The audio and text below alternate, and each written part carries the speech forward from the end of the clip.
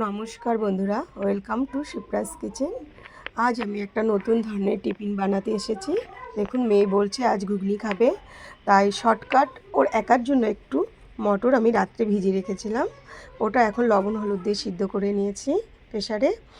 এবার আমি এই একটা প্যান বসিয়েছি, এখানে আমি দিয়ে দিচ্ছি গরম তেলের মধ্যে একটু সাদা জিরা আর 2 কোয়া রসুন। আমি কোনো রকম গুঁড়ো মশলা ছাড়া ওর এই টিফিনটা বানিয়ে দেবো, যেহেতু ও বাচ্চা, বেশি মশলা দেবো না।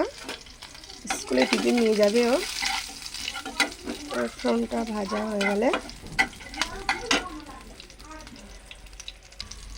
দেখুন এর মধ্যে আমি দিয়ে দিচ্ছি একটু টমেটোর কুচি। এবার এটাকে একটু নেড়ে ছেড়ে ভেজে নেব। এটা ভাজা হয়ে গেছে, আমি এর মধ্যে এবার মটর ভিজিয়ে দিয়ে দিচ্ছি। এটা যেহেতু আগের থেকে আমি লবণ হলুদ দিয়ে সিদ্ধ করেছি, তাই আর কোনো লবণ হলুদ লাগবে না এতে।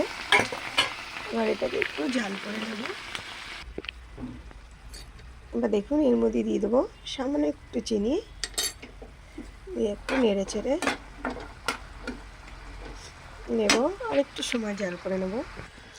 আমার ঘুগনিটা হয়ে গেছে, এবার আমি এটাকে ওর টিফিন বক্সে নামিয়ে নেব।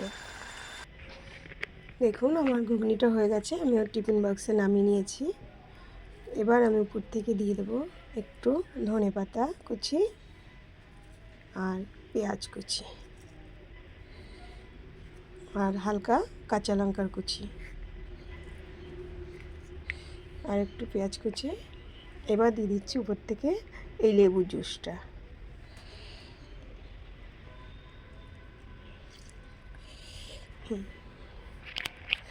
দেখুন আমার ঘুগনিটা বানিয়ে আমি ওর টিফিন বক্সে দিয়ে দিয়েছি প্যাক করে।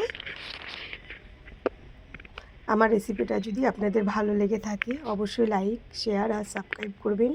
বাই বাই বন্ধুরা।